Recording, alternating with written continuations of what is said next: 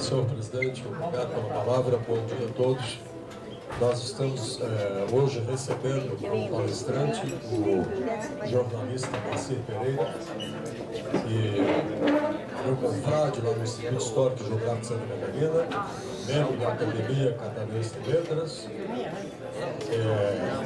colunista do Diário Catarinense e do Jornal de Santa Catarina, comentarista da RBS TV e da TV Com, comentarista da CBN Diário de Velópolis, fundador e primeiro coordenador do curso de jornalismo da Universidade Federal de Santa Catarina, atua no jornalismo há mais de 50 anos, é bacharel em Direito pela UFSC, tem mestrado em Ciência Política e várias especializações. Prêmio Nacional de Comunicação Luiz Beltrão, conferido pela Intercom. Cidadão honorário de Trezetilha, faço parte deste evento e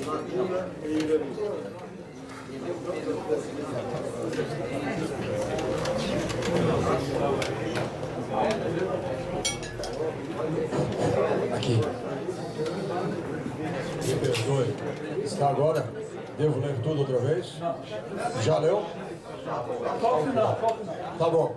Então, e todos nós sabemos da presença do Moacir Pereira todos os dias de nossas vidas, porque é o master de jornalismo catarinense e certamente o jornalista mais pontuado da nossa mídia.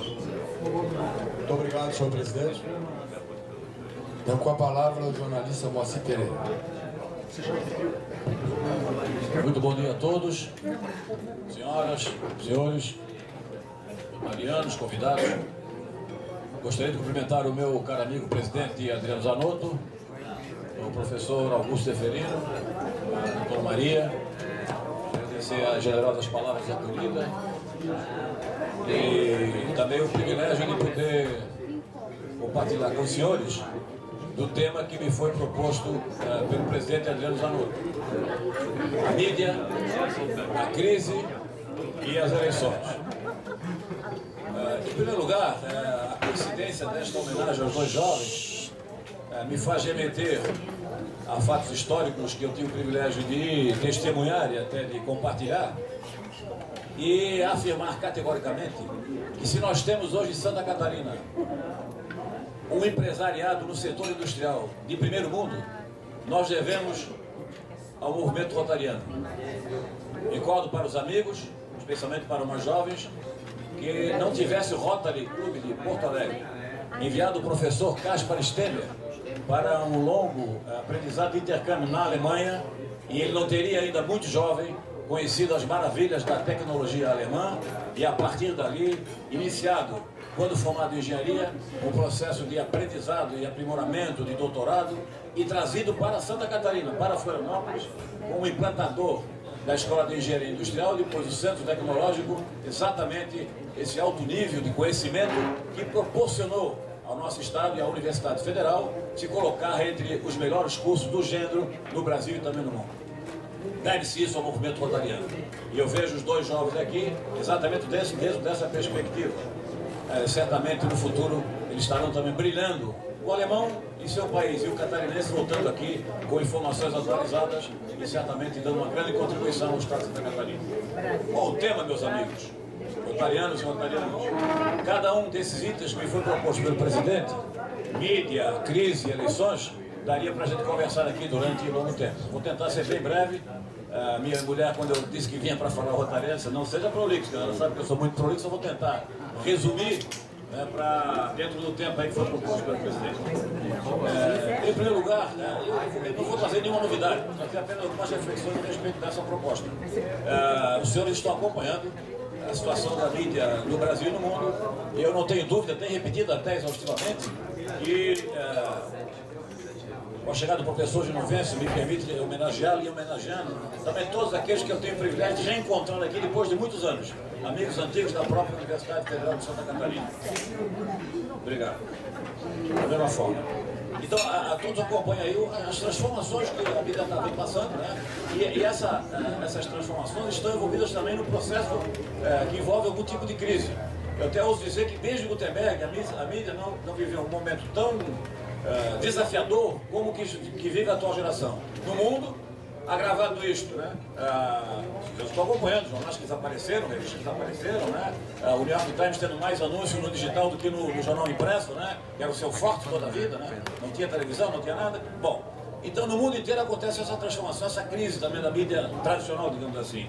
No Brasil ele é agravado pela crise econômica, né? Veículos também que estão deixando de funcionar, deixaram de circular, veículos impressos, a mídia eletrônica também passando por um processo radical de transformação inédito na história do Brasil, e no caso catarinense a crise ainda é maior por uma circunstância que os senhores também estão acompanhando. O grupo RBS, que era o que detém, digamos, a maioria da audiência, acaba de ser vendido para um empresário do setor da indústria farmacêutica e um empresário do setor agroquímico, né, que tinha já uma participação numa indústria no Amazonas que todos conhecem, o Lívio Parisotto e o Carlos Sanches. Isso já é uma série de expectativas. Certamente todos aqui gostariam de saber o que vai acontecer com a RBS. Ninguém sabe. Estamos nesse momento numa transição. Eu saio daqui, vou direto para o Morro das Pedras para um evento importante com os novos proprietários dos jornais e da TV Com. Esses, nós já não somos mais funcionários da RBS. Quem tem só contrato com os jornais e a TV Com. Apenas o grupo da mídia eletrônica da rádio e da televisão. Este grupo, digamos, da eletrônica está aguardando, porque o dos jornais já foi, o contrato de venda já foi assinado pela CAD, autorizado pela CAD. Então, já estão tratando da questão, digamos assim, operacional administrativa. Em relação à televisão e à rádio, as emissoras de rádio, está dependendo ainda do aval do Ministério das Comunicações. Portanto, também, expectativa fora de Santa Catarina, dentro de Santa Catarina, para saber o que vai acontecer. A pergunta que não quer calar não é qual é a desses novos investidores. O que eles desejam em Santa Catarina, sem ter uma grande experiência, nenhuma experiência na área da comunicação. Então, a nossa crise é maior ainda, decorrente da crise geral mundial, da crise brasileira e da crise do Estado de Santa Catarina, por essas indefinições. Ela é muito forte, meus amigos, porque eu sou do período, alguns dos amigos que estão aqui presentes acompanharam, né? E que comecei minha carreira como repórter de rádio. Eu não fazia edição, eu não fazia apresentação, era repórter de rádio. Hoje desapareceu essa figura, como desapareceu a figura do repórter de jornal. Hoje o profissional que não for multimídia está fora da casinha, perdeu o trem da história, né? E cada vez mais multimídia. Portanto, os senhores devem acompanhar, por exemplo, no Twitter ou nos sites do Grupo RBS, frequentemente o Twitter da Rádio CBN, por exemplo, mostrando cenas de um acontecimento em Florianópolis. Imagens, não apenas a fotografia, mas a imagem gravada, né, feita de maneira instantânea. O repórter vai lá fazer a cobertura para a Rádio CBN e na hora ele grava a imagem, um protesto, uma manifestação, algum tipo de inauguração e imediatamente coloca no Twitter ou coloca no próprio site da CBN. Quer dizer, veja a transformação que nós estamos registrando. Isso é apenas o início do processo na mídia eletrônica em relação à rádio. No jornal a mesma coisa. O jornal deixou de ser apenas um veículo impresso. Se os senhores forem na internet, vão encontrar lá a versão online do Diário Catarinense. E mais do que isso, vão encontrar imagens na versão online do Diário Catarinense. E com muita frequência, as primeiras informações não estão saindo mais no jornal impresso, estão saindo no jornal online, ok? Então, o processo de multimídia é hoje uma realidade transformadora que enfrenta uma série de problemas, porque com a crise da redução dos profissionais e o digital no Brasil, lá fora é diferente, nos Estados Unidos principalmente, né? O digital no Brasil ainda não conseguiu a transferência do faturamento em relação à publicidade. E aí o problema da crise, né, da própria mídia, da qualidade do trabalho, se agrava pela ausência da receita para que as empresas jornalísticas possam suportar este novo desafio.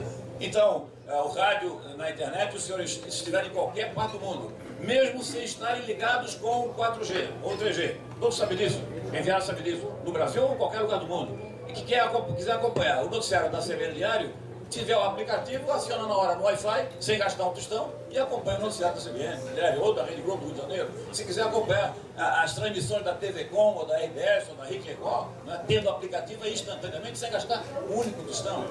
Melhor do que isso, se quiser falar com a família, com os amigos, fala pelo WhatsApp e não gasta um tostão. Então, o processo de comunicação está cada vez mais globalizado, mais identificado e muito mais popularizado. Além disso,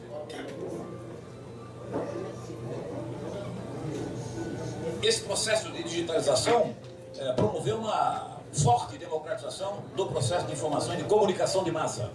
Pelo acesso, o acesso se multiplicou de maneira extraordinária, não é? a minha faxineira sabe mais manipular o celular do que o Moacir Pereira e a esposa dele.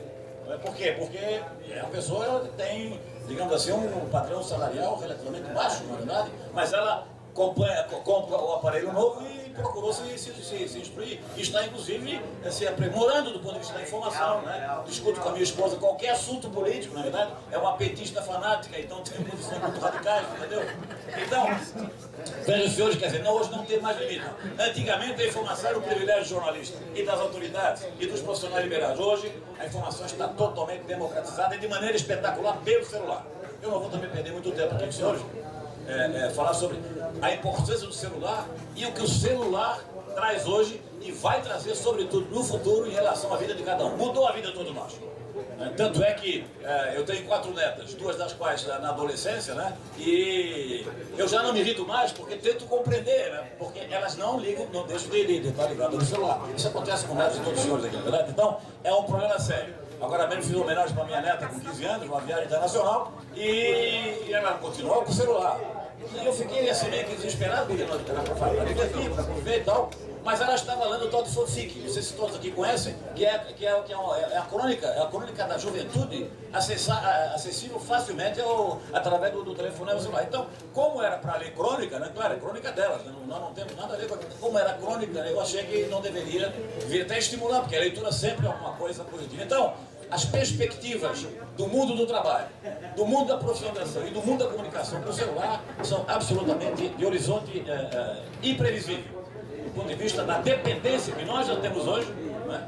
A maioria das pessoas tem hoje, qualquer atividade profissional, do telefone celular. Hoje, se você tiver qualquer cidade de Santa Catarina, do Brasil, do mundo, né? Você sabe, você está em qualquer lugar que esteja, aciona o Waze e o Waze se coloca na porta do restaurante da especialidade que você deseja, com o cardápio que você quer, com o preço do cardápio, entende? Então, é um instrumento extraordinário. No celular hoje, por exemplo, alguns que acompanharam a entrevista que eu fiz com o Lucas Mendes, né, um grande companheiro que está lá em Nova York, mais antigo, mais experiente, e no online saiu a entrevista por inteiro, e ele fala exatamente da modernidade que existe. Bom, os Estados Unidos é o centro do consumismo mundial, e o americano tem muito isso, né, da sua atividade do dia a dia.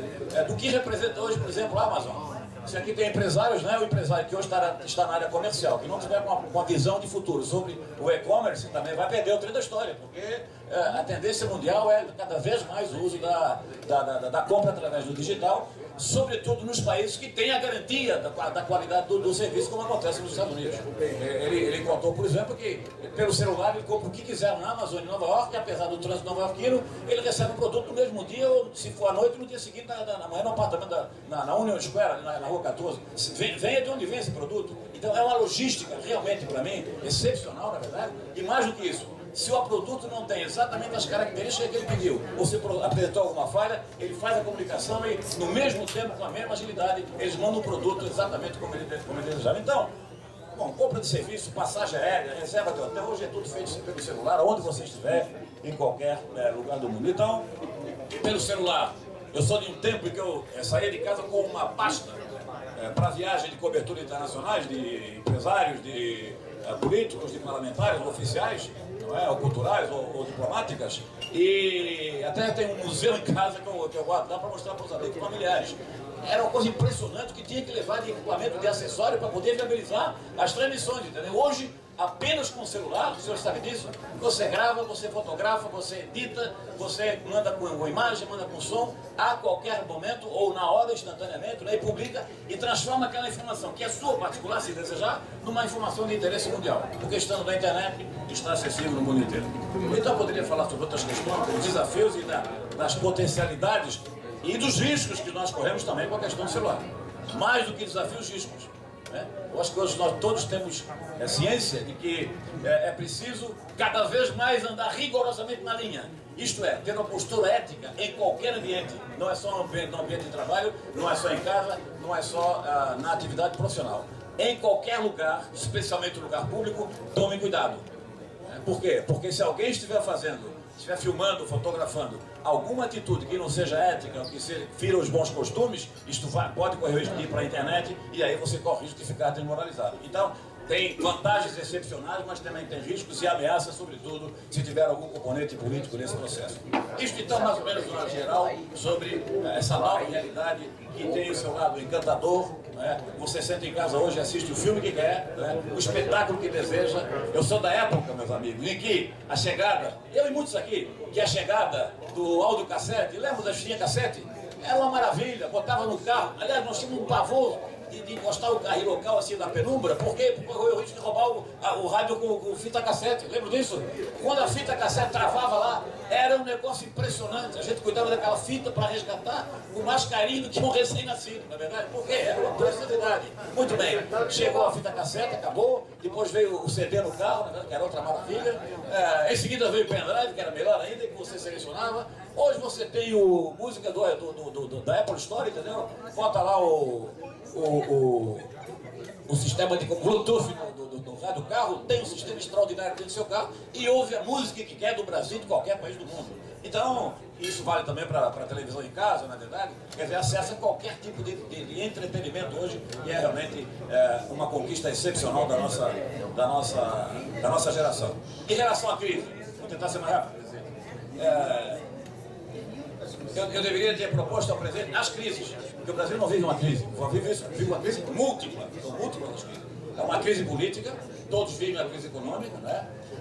É uma crise social, 12 milhões de famílias desempregadas, é um negócio terrível. E pior do que isso, eu acho que o mais grave, é uma opinião muito pessoal, da crise que se vive hoje no Brasil é a crise moral, é a crise de costumes. Uma inversão completa de valores, com procedimentos equivocados, indecentes, inaceitáveis, muitas vezes ditados ou apoiados ou silenciados pela própria autoridade presidencial. Já aconteceu essa fase, felizmente, imagino que nós tenhamos encerrado. Mas eu acho que é a maior crise, porque a repercussão dela pode atravessar gerações. É a crise de princípios, é a crise moral, é a crise de valores. O Brasil tem um problema que todos acompanharam, vou fazer apenas referência para essa avaliação geral sobre a crise, né? Dessa corrupção avassaladora e institucional deixada pelo lulopetismo e com consequências que vão permanecer ainda durante muito tempo pelo péssimo exemplo que foi dado ao país. Com a conivência do PMDB, né? Com a participação do Partido Progressista, que são os três principais envolvidos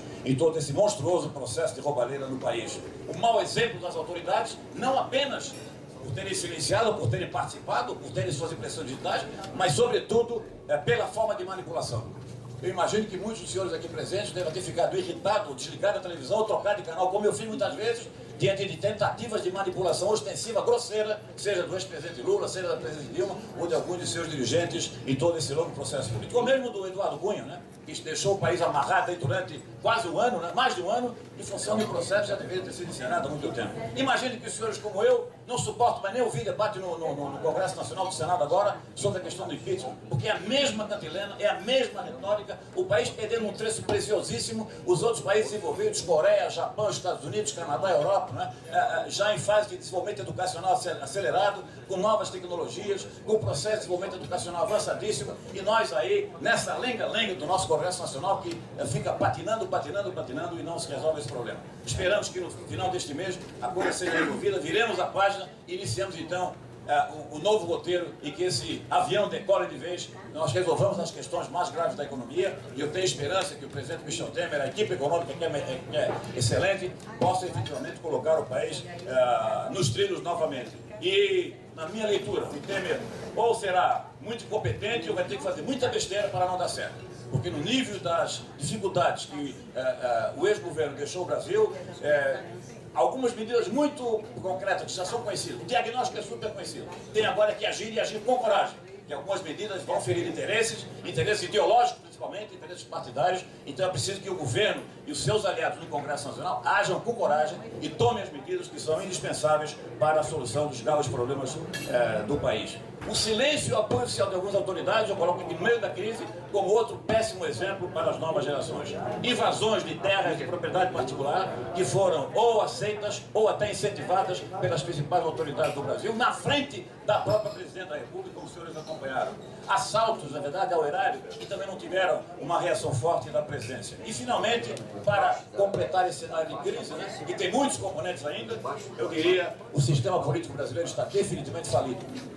Seja pela sua representação, seja pelo número exagerado de partidos políticos. O senhor vai encontrar alguns outros partidos do país que têm mais de 20, de 15, de 10 partidos políticos.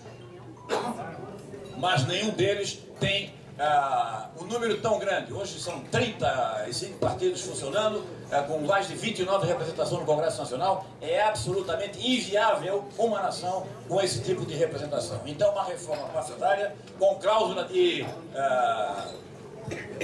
barreira é absolutamente fundamental. E aí hoje o Supremo Tribunal Federal já reconhece que fez uma grande besteira e tomou uma decisão absolutamente equivocada quando eliminou da legislação brasileira a cláusula de barreira, porque permitiu o surgimento de partidos que são partidos siglas de aluguel, não é? Que visam atender interesses pessoais, interesses partidários, interesses ideológicos, sem nenhuma contribuição para o progresso do Brasil.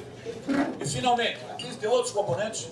Eu vou comentar no final sobre a Lava Jato, que é realmente um componente pesado, um componente forte, e tem sido fundamental para o restabelecimento das instituições plenamente, sobretudo para a manutenção da democracia no Brasil. Porque nós corremos o risco de um regime bolivariano no Brasil. Eu não tenho a menor dúvida sobre isso. O Mensalão evitou, foi a primeira cirurgia oportuna, e finalmente agora a Lava Jato com o Petrolão consolidou esse processo cirúrgico e esperamos que culmine de maneira vitoriosa e positiva para a nação. Em relação às eleições, rapidamente, primeiro é preciso considerar vai ser uma eleição completamente diferente desta eleição municipal deste ano. Seja pela nova lei eleitoral, seja pelas circunstâncias que a envolvem. Perceberam? Quer dizer, não sei se todos têm consciência de que a eleição, a campanha vai começar com a cassação da presidente Dilma. E isso tem um componente político e um componente eleitoral. Quer dizer, as consequências desse fato jornalístico, político, relevante para o país, não estão ainda sendo devidamente avaliadas. Então é preciso que tenhamos a perspectiva desse processo. Em Santa Catarina, a minha avaliação é de que nós teremos aí, depois desta eleição, e o cenário já está se desenhando nesta direção, basicamente 5 partidos políticos, que seriam os partidos habilitados para 2018. Não é? Porque tudo que está sendo feito, tudo não, são 100%, mas 99% dos atos, das coligações, das negociações, dos acertos, das candidaturas, na verdade, da eleição municipal deste ano, tem como meta a eleição estadual de 2018. Os cenários são todos nessa direção.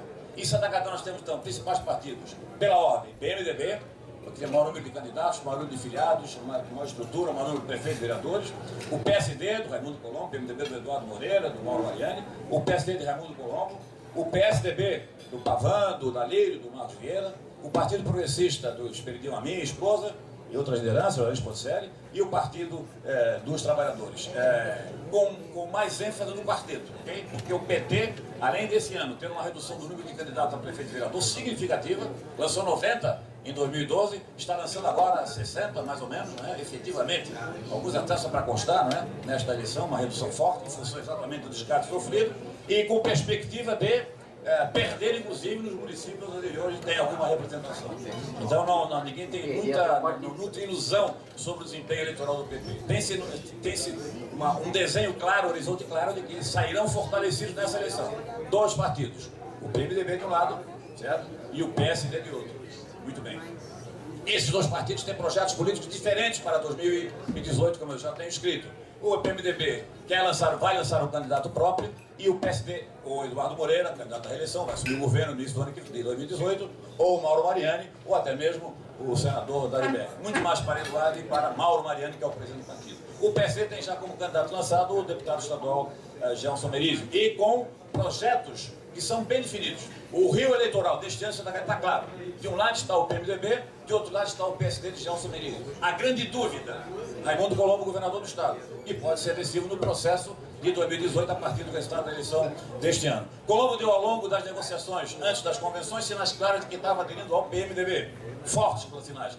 na véspera do prazo fatal da lei eleitoral, ele deu uma guinada de 180 graus e passou a apoiar a Angela Neves Florianópolis de maneira decisiva, o que revela que ele colocou um pé numa canoa e outro pé na outra canoa. Então, a grande dúvida para 2018 fica no seguinte: com quem estará Raimundo Colombo? Vai ficar com o PMDB ou vai ficar com o seu partido, o PSD, apoiando a candidatura do Gelson Meriz? No caso, Meriz apoiado pelo Partido Progressista. Esta coligação já está clara. E esta semana, eu divulguei na minha coluna, houve mais uma evidência deste entendimento, desse projeto político entre PSD e PP aqui em Santa Catarina, quando o Esperidião Amin, convidado pelo presidente da República interino, Michel Temer, para uma quipada na casa de um empresário muito amigo do Esperidião Amin em Brasília, dos líderes, dos descendentes árabes. Quem é que ele convidou? Ele convidou Raimundo Colombo e Gelson Meriz, aqui de Santa Catarina, o que consolida, então, esse projeto para 2018.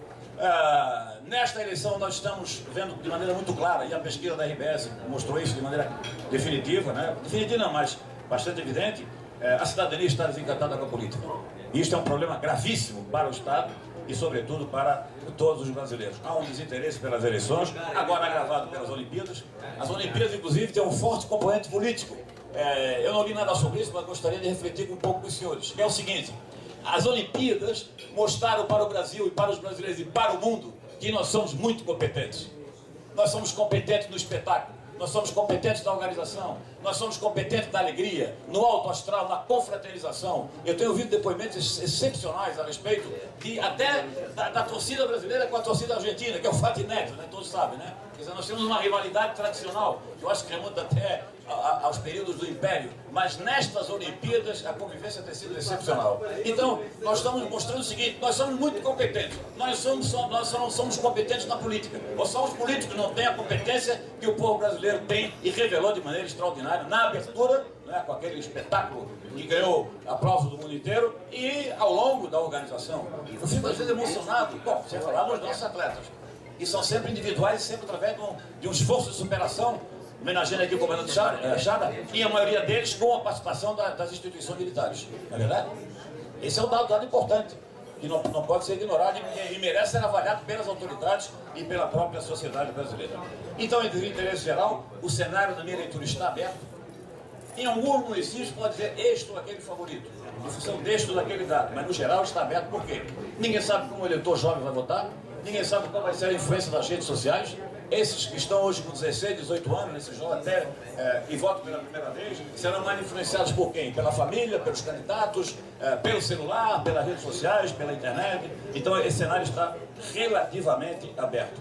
É a primeira vez que nós vamos ter no Brasil uma eleição sem participação financeira do empresariado. Este é um fato importante que deve ser devidamente comemorado, na minha leitura.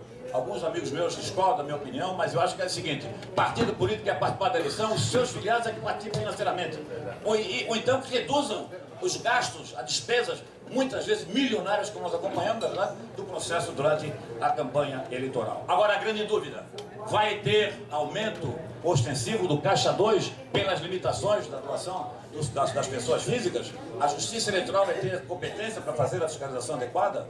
Muito bem. Reforma eleitoral foi uma reforma pífia, enganadora, né? E que, pelas novas regras, tirando alguns aspectos positivos que eu já mencionei, destaca-se o desejo dos que elaboraram a nova lei de perpetuação, de continuismo, porque não vai haver, dentro dessas regras, o prazo de televisão, como sabe, foi reduzido para 35 dias e o período da propaganda eleitoral também foi reduzido pela metade. Então isso vai, digamos assim, limitar a participação, além de outras proibições de placas, cartazes, etc., vai limitar a renovação nas câmaras municipais e até mesmo nas prefeituras. Além disso, fica como rescaldo também desse período trágico do lulopetismo, o chamado esquema de coalizão. Os governos estaduais, muitos deles, copiaram esse processo de coalizão. A coalizão, como todos sabem, a política, é algo extremamente positivo, sobretudo nos regimes parlamentaristas. Mas, por quê? O partido que ganha a eleição, ele faz, para ter maioria, o primeiro-ministro, para ter maioria no parlamento, o que é que ele faz? Ele compõe com outros partidos para conquistar a maioria e executar aquelas medidas que ele propôs, que ele prometeu ao longo da campanha. Só que é uma coalizão programática, é uma coalizão de ideias, de projetos. E no Brasil, o Lula implantou a coalizão fisiológica, quer dizer, você me apoia e eu dou dinheiro da Petrobras. Você me apoia, eu dou um cargo aqui. Você me apoia, eu dou uma emenda parlamentar ali. Então, a representação popular no Brasil, em função exatamente desse processo lamentável de coalizão fisiológica e financeira, foi deturpado nos últimos anos, e alguns prefeitos e até governadores copiaram esse modelo de maneira lamentável. Observem, senhores, que em muitos estados, eu não vou fazer nenhuma referência pessoal, me poupe, por favor, em que os governadores indicam os seus respectivos secretários ou diretores a partir de uma concessão de apoio na Assembleia, e prefeitos fazem mesmo nas câmaras municipais, na verdade, em função de cargos que eles oferecem, e não em função das ideias, dos projetos que eles têm para governar as suas prefeituras e os seus municípios. Este é outro efeito lamentável da coalizão fisiológica. E, finalmente, há outros dados que eu poderia citar aqui, a reeleição. Os senhores devem estar cansados de ouvir notícias a respeito de debate, de projetos sobre o fim da reeleição. Eu digo que a reeleição é um câncer no Brasil. Funciona em outros países? Funciona, nos Estados Unidos, países europeus. No Brasil, definitivamente, não funcionou. Por todas essas distorções que eu acabei de mencionar, e, sobretudo, o prefeito, quando é eleito, o governador, quando é eleito, no dia seguinte, ele está, após a posse, no dia seguinte, ele só está pensando naquilo, na sua reeleição. E tudo que ele faz, meus amigos, não é rigorosamente dentro de uma perspectiva de melhoria da população, de desenvolvimento do seu estado, do seu município. É na perspectiva da reeleição, da obtenção de apoio do partido, da obtenção de maior número de votos na eleição seguinte. E outro tumor nacional, e ainda não foi extirpado, a reeleição é muito discutida, muito debatida, mas até agora não foi ainda eliminada da vida nacional. Eu, inclusive, tenho uma proposta mais radical: acabar com a reeleição para o Executivo e limitar a reeleição para o Parlamento. O Brasil seria muito diferente. 2 mandatos, no máximo, com muita concessão, 3 mandatos. O resto vai para casa, volta para a sua atividade profissional. É jornalista, volta a ser jornalista. É dentista, volta a ser dentista. É empresário, volta para a sua empresa. O Brasil teria uma renovação na representação e ela seria muito mais, na minha opinião, purificada. Não estou condenando, nem julgando os políticos tradicionais, mas o parlamento, a partir das câmaras, das assembleias, seriam muito mais purificados e teriam melhor representação. Finalmente, o presidente... Estou no limite ainda? Ok. Então estou encerrando mesmo. Me perdoa. Principais dilemas que eu identifico no Brasil. Primeiro, meus amigos, lamentavelmente, não é esse Congresso que vai fazer a reforma política que nós desejamos. Porque eles têm os seus interesses.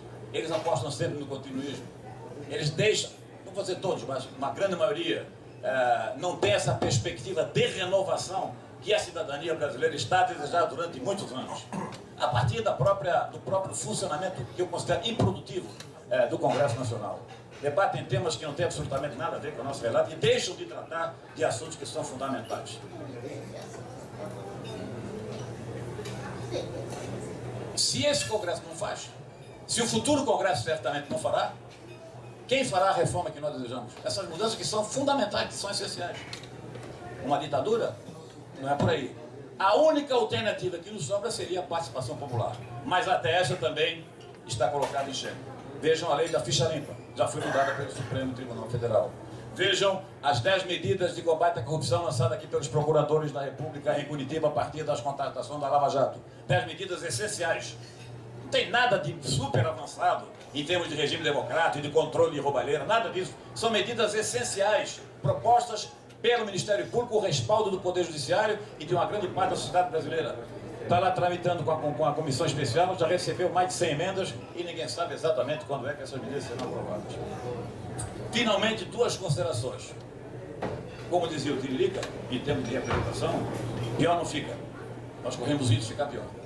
Por todas essas limitações que estão colocadas aí, e apesar de tudo o que nós temos constatado aí no noticiário dos últimos 2 anos. Até porque ninguém consegue fazer previsões. Renan Calheiros está louco para mudar a lei de combate à corrupção através de limitações com o chamado abuso de autoridade das ações do Poder Judiciário, do Ministério Público Federal e da própria Polícia Federal. Há uma forte ação neste momento no Congresso Nacional. Mas eu acho que a principal indagação que fica é a Operação Lava Jato. Ninguém consegue imaginar até onde, qual é a profundidade, qual é o horizonte dessa operação. Por exemplo, Dilma está caçada? Está. No dia seguinte, ou na semana seguinte, vai ser caçado Eduardo Cunha. Mas as delações premiadas de Marcelo Odebrecht e companhia vão atingir o presidente interino Michel Temer? Se atingirem, o Brasil vai entrar numa outra crise pesada, porque aí vai se iniciar um processo também, claro, de punição do presidente interino do PMDB do Brasil, Michel Temer. Então, outras personalidades, né, que hoje estão, de repente, numa função de destaque no Brasil, também correm o risco de serem objeto de delações da Lava Jato, de novas investigações e de descobertas sobre as quais ninguém tem ideia do que possa vir aí para ser revelado a toda a população brasileira. Então, eu gostaria de deixar aqui como marco principal 2 fatos relevantes durante este ano, nos próximos dias. O primeiro, a cassação da presidente Dilma, que parece definitivo, não tem mais saída. E o segundo, e aí estão fazendo aí dramaturgia, né, encenações profundamente lamentáveis, inclusive denegrindo a imagem do Brasil no exterior, com recurso à OEA, recurso à ONU. Agora estão fazendo uma cartilha em defesa do presidente Lula, dizendo que o presidente Lula está sendo perseguido pela imprensa, pelo judiciário. É uma coisa louca, entendeu? Uma coisa parece filme de ficção que a gente vive hoje na política brasileira. Então, primeiro dilema, primeiro fato grave e consequência previsível, a cassação da Dilma, e segundo, as investigações e as revelações da Operação Lava Jato. Vi que ninguém dormiu, agradeço a atenção e estou à disposição. Feliz felicidade para vocês. Obrigado. Uma belíssima manifestação, palestra que merecia 1 hora, merecia 1 hora, né, para nós pudermos aprender bastante com o Moacir e até para poder participar e contribuir com as suas manifestações. Então, em nome do Rotary Clube de Florianópolis, quero deixar aqui o agradecimento, o apreço por ter dispensado esse tempo para nós e também deixar o certificado do... A mãe vai pagar.